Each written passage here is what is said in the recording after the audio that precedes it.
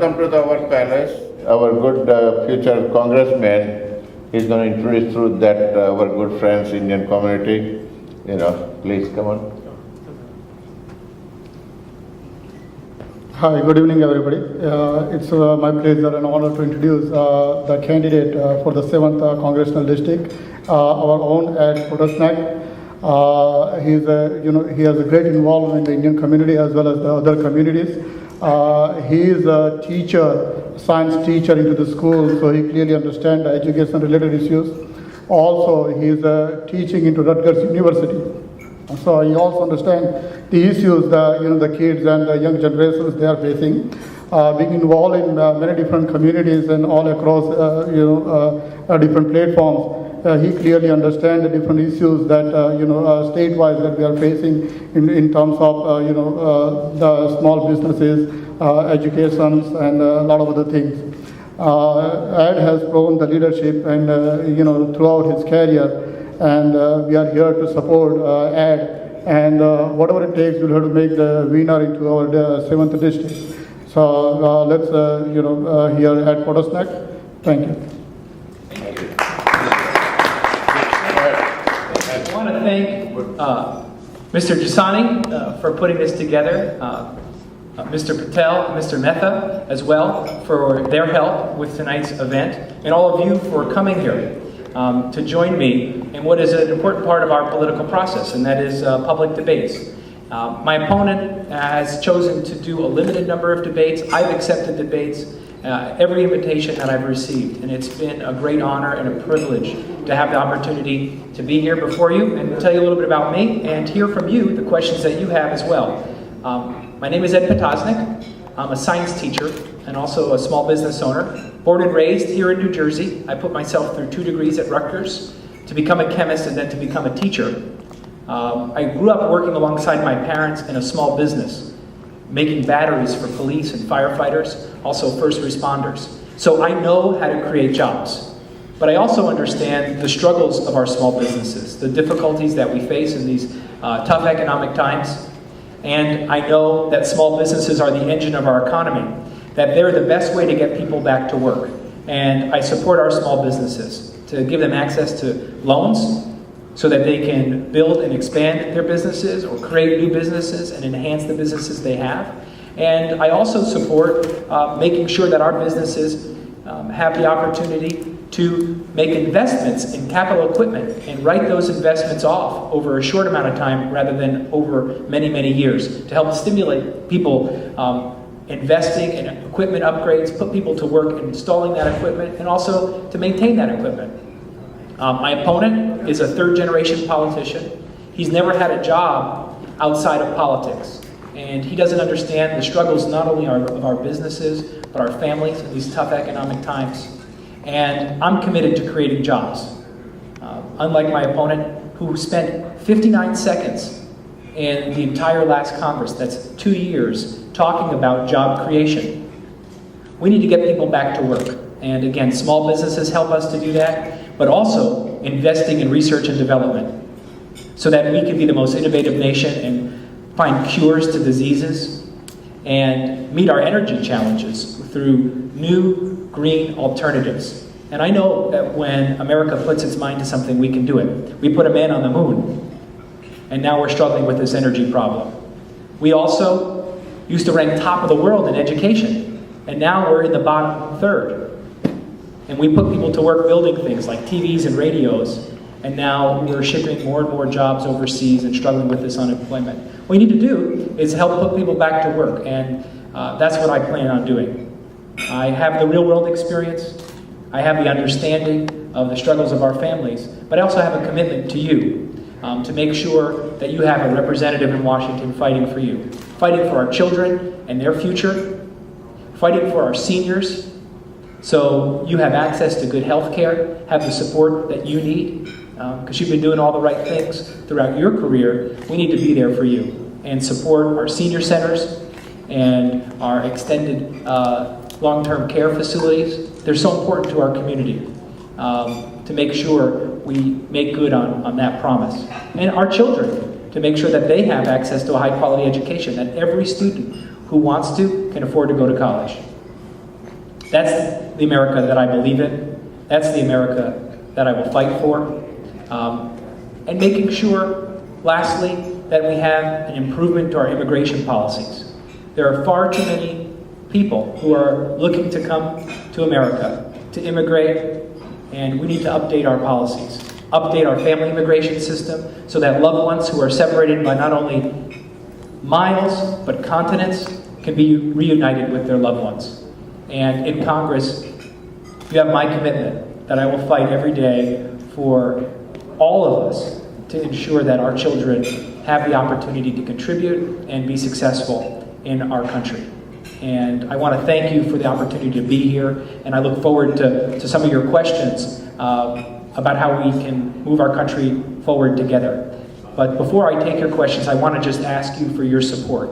Election day is November 2nd, Tuesday. Polls open at 6 a.m. And I need each of you to come out and support me, to support the fact that I have real-world experience, the fact that I'm going to fight for your future. And I can't do it alone. I need you to come to the polls and vote Ed Potosnak for Congress November 2nd. Thank you.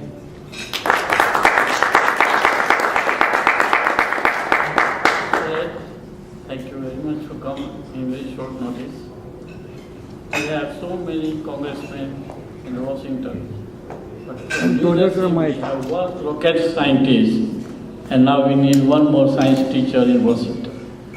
So, rocket scientist, Mr. Rashold, get one more supporter on all the science projects with your support. India is always in science, technology, and education. These are the three things in his motto. Please come for voting November 1st week. Don't forget, vote for him. He is the future of our future. Because we put future of our students, our kids, on teacher's hand. So now if the teacher is taking our future in his hand, so our social security and our retirement plan safe in his hand. You promise that? I do. Thank you. Thank you. Now it's like we're married. I said I do. Any questions from the... Just one by. You have any questions? Please come in. Please come in.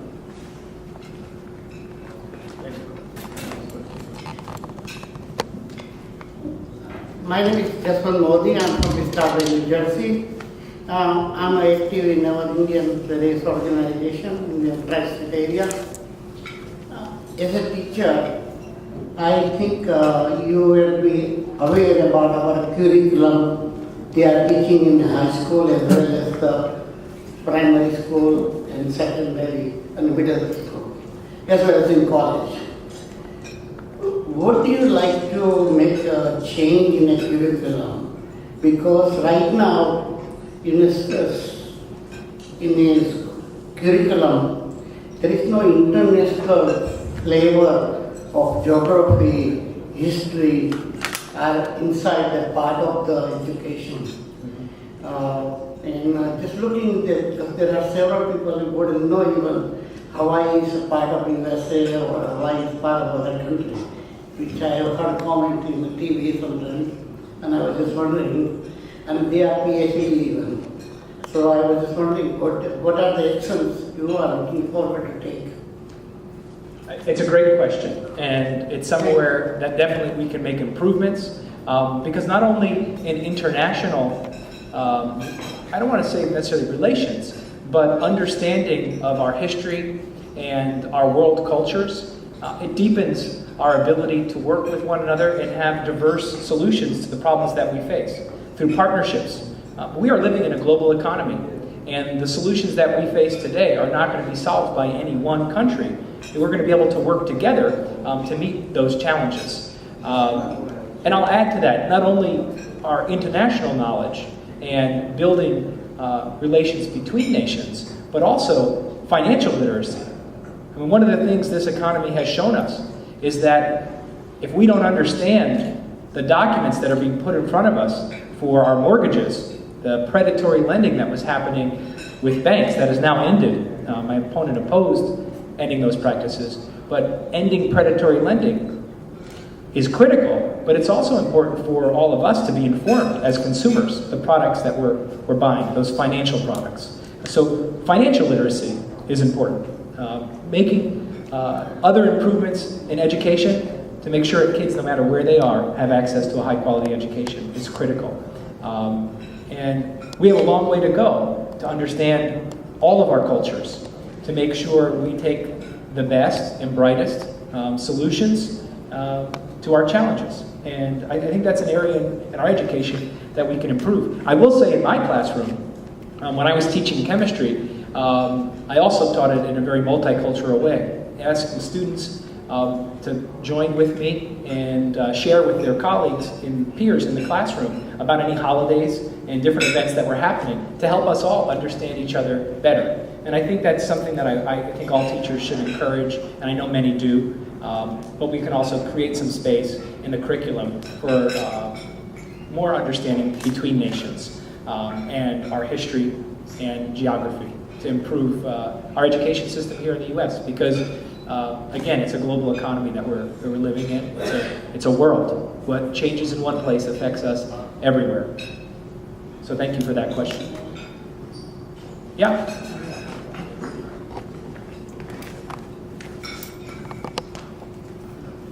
My name is Chandrakant Trivedi. From your resume, it appears that you are a great, dedicated, conscientious teacher with a great vision, but it does not give any impression about to what extent you are exposed to the political realities and to what extent you are exposed to the administrative realities. So it may help to the people if you can say something about it. Thank you. Probably one part that I left out, so I'm glad that you were here to remind me. After teaching chemistry for 8 years at Bridgewater Raritan High School and also teaching at Rutgers University, I was honored with a highly competitive fellowship called the Albert Einstein Distinguished Educator Fellowship, which is a program for math and science teachers to inform and advise members of Congress. So I spent 2.5 years working on Capitol Hill in Washington, D.C., advising members on both science and education policy. So I saw firsthand how the legislative and political process works in Washington.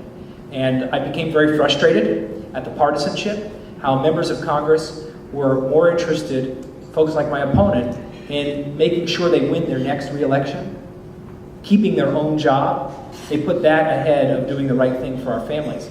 And that frustration led me, rather than sit on the sidelines, to get involved myself, to take advantage of the knowledge that I gained over the course of the 2.5 years as an Einstein Fellow, so that I can go to work for you, for your family and your business, to give you a voice to fight the special interests. My opponent takes 60% of his campaign contributions from special interests. These are the folks that already control the agenda in Washington. And we need someone, and I plan to be that congressman, to fight for you. And I'm building on the experience that I had as an Einstein Fellow to do just that. So thank you. Thank you. Next question from anybody? Can I go again? Yes, you can come back. This maybe will be our last one, and then I'll come around and talk to folks individually. How's that? Sure.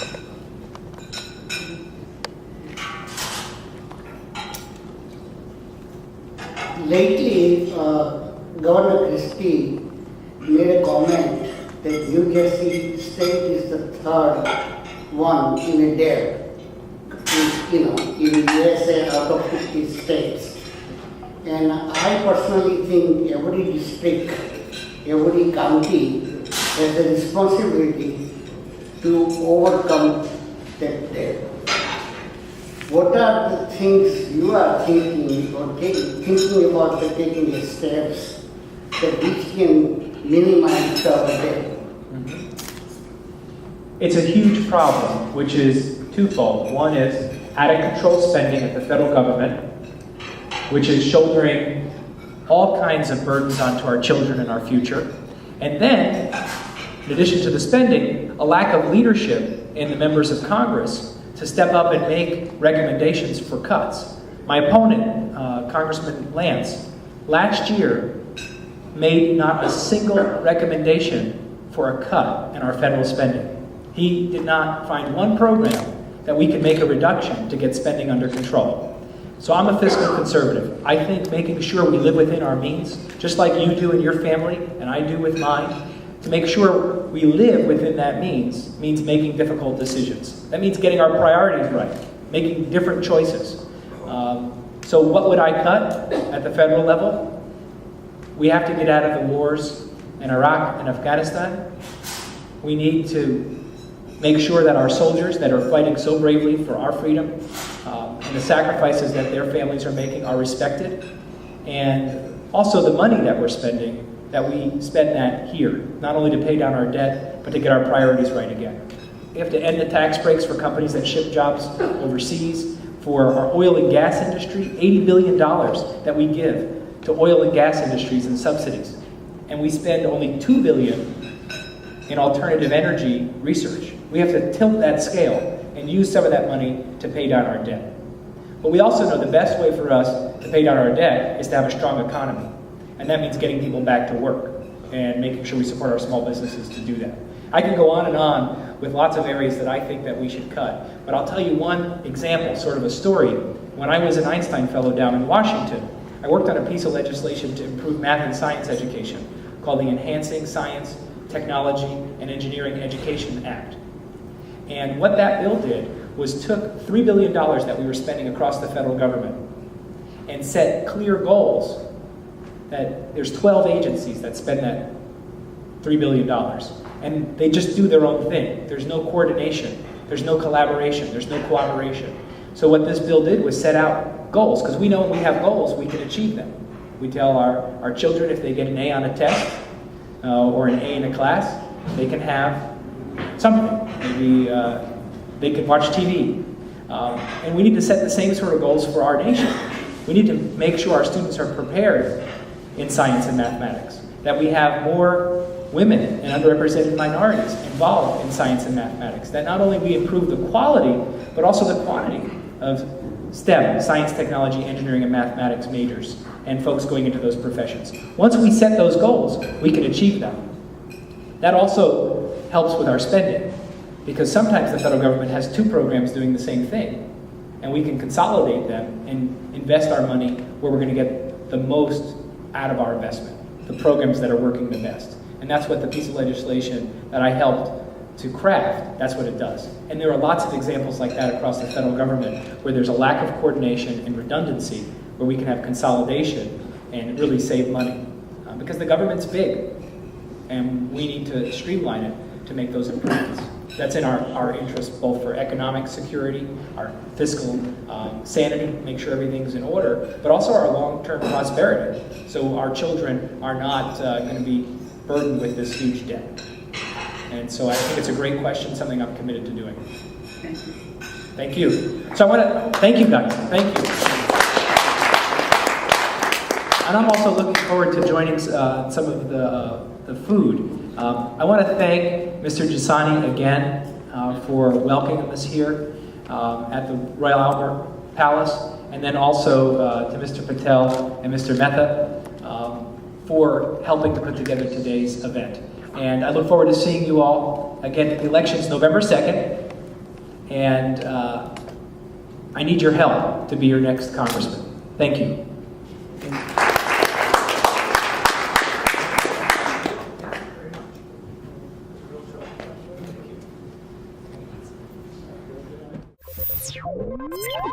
you.